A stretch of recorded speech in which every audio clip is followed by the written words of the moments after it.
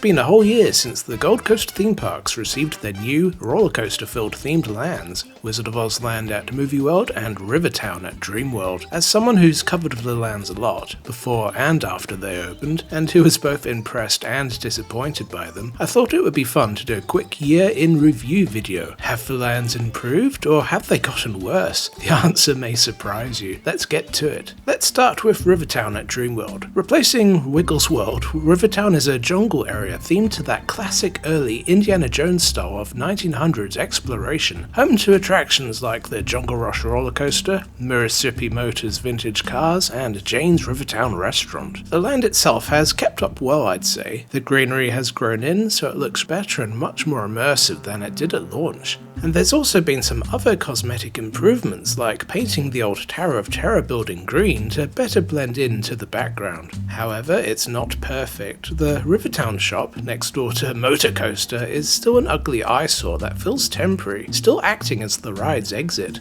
Motor Coaster still feels out of place in Rivertown, with a sudden theming change immediately as you pass the sign. Some of the theming in the land is also sadly already succumbing to wear and tear. I'm not sure if this is due to the elements, naughty guests, or a lack of upkeep, but either way it's really sad seeing these awesome themed crates and other elements look like this. There's also still a few unthemed parts like the fence here by the plane. Maybe this is something they still plan to update one day. A few months into 2025, Dreamworld added some shade and seating, which is more than I can say for Wizard of Oz Land at the time. Though personally I do think all the seating being these crates isn't great, for people with bulky backs like myself.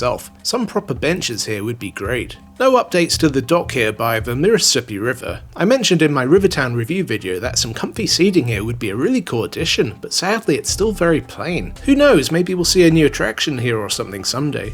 Another issue is the lack of recycling bins. The park is usually good on this, though for whatever reason Rivertown still only has generic rubbish bins, meaning a lot of drinking containers will needlessly go to landfill. Wish they'd address that. Anyhow, let's get back to the positives. The Dreamworld Express train eventually got its full circuit back, and having it go behind Rivertown is great. It really feels like something you'd experience at a Disney or somewhere, except for behind the Jungle Rush show building, as it looks awful, but at least the rest looks good. Speaking of Jungle Rush, the ride itself is still super fun, very smooth, and has been maintained very well. I feel very lucky to have a unique coaster like this at my local park. The temple facade still looks fantastic, and for the most part has held up very well. Sadly, the promised water effects on the temple haven't really come into fruition. They appeared under the gem for a couple of weeks, but then turned off and haven't been turned on since. The water effects on the part here to the side of the temple hasn't even been activated yet from what I've heard. Not sure what happened there, but it's a real shame.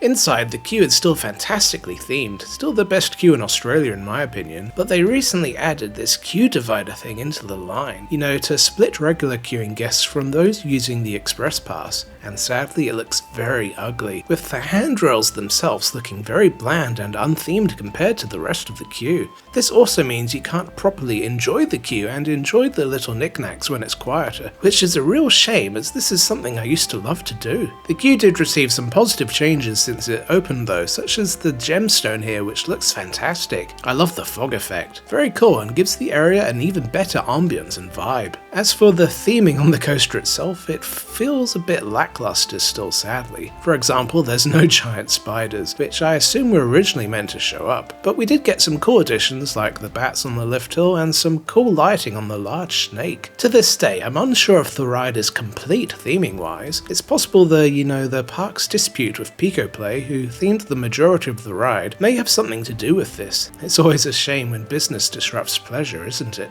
Operations wise, it's mostly been good and fast from my experience, though Mr. Yum Yum rode it recently when I was unwell, and he told me the dispatches were horribly slow, which was a real shame to hear. Hopefully this was like a blip per se and not a sign of a new trend. Recently I've also heard effects on the ride haven't really been working or are up to par, which is very sad to hear. And again, I hope this is a blip, as throughout the year it had been very consistent. As for Murasupi Motors, there's actually not a lot to talk about. It's still a fun ride, with the theming still looking fantastic, especially at night. This will only get better as time goes on, but the greenery has grown a lot in the last year, which does help the ride feel much more immersive. I've heard mixed reports on this, but remember when the ride was meant to have a couple of wheelchair-accessible electric cars? I personally haven't seen this yet. I've heard it may actually be on site and only brought onto the circuit when required, but I can't confirm this for sure.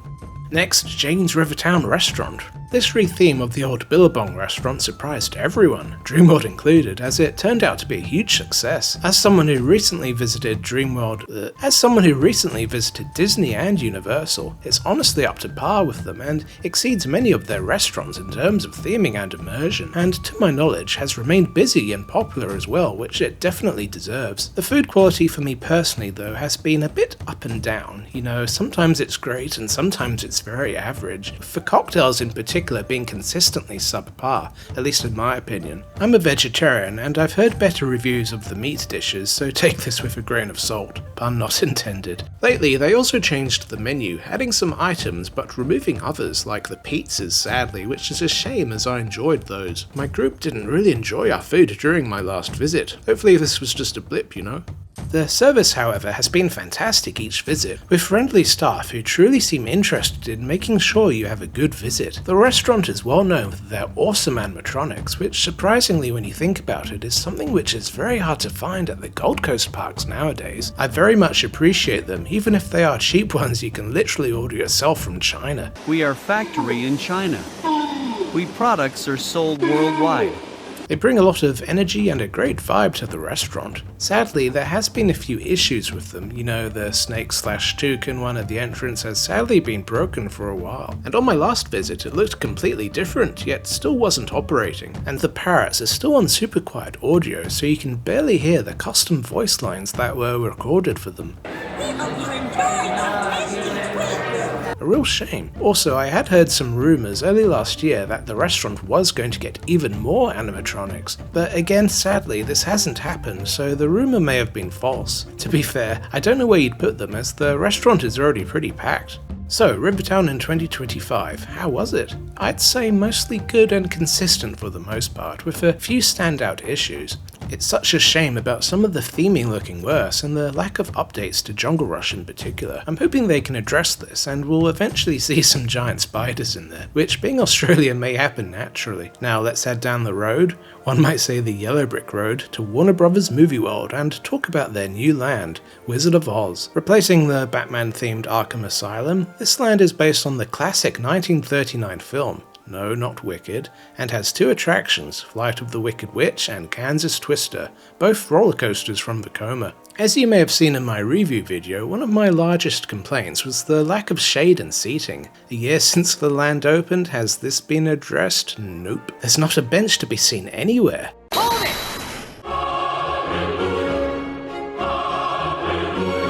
Oh my golly, they actually did it! During the making of this video, Movie World finally implemented seating, so I've had to do a last minute update. There's around 5 benches throughout the courtyard, which is fantastic news. I also heard seating is coming into the Emerald Palace chamber. Better late than never, but regardless, a big kudos to Movie World for making this change. It really needed it. As for the rest of the land, it hasn't really received any updates, aside from this cool circular thing at the entrance to the Emerald Palace. The land is still fun and bright, except the prison fence by the coasters, that's still there, though other parts like the Emerald Palace still genuinely look great. The fountain pond received some cosmetic damage earlier this year, with the themed flowers literally falling apart, but this was quickly updated and now the flowers are still falling apart, but just at a much slower pace than before. Also, some of the Munchkin houses are also sadly looking worse for wear, though not all of them, which is a bit weird. The infamous Greenback Alley has been boarded up, which sadly cuts down accessibility to the land. I'm not sure if this was due to the Scooby-Doo construction or if the park was just that embarrassed about how ugly and plain it looks, Maybe a bit of both? I hope it opens again. You know, going through the Oz experience is worth it to make the park more accessible. Edit. Since recording that, the alley has been open a couple of times during my last few visits, which is fantastic. They added some flower pots, which generally do make it look better. I did eventually visit the land at night during White Christmas, and it looked really good, with some awesome lighting, both around the land and on the coasters themselves. They did a really good job here. The darkness, I guess, helps to camouflage some of the land's more apparent issues, much like the night rides did for Jungle Rush in Rivertown at Dreamworld. The two coasters, honestly I don't really have anything to say about them. They're both still fun to ride and very smooth. Wicked Witch's station is still awful from a theming perspective, and operations for both rides is still very slow. You still often see Kansas Twister on one train, which, yeah, really sucks when the whole point of the ride is to duel or race. Wicked Witch has also had a lot of downtime this year, more than expected, with one of the seats getting boarded up for a time. The queues for both coasters, at least the indoor portions, look great and are very detailed and fun to look at, though sadly I believe you still spend a lot of time in the unshaded, unthemed outdoor sections.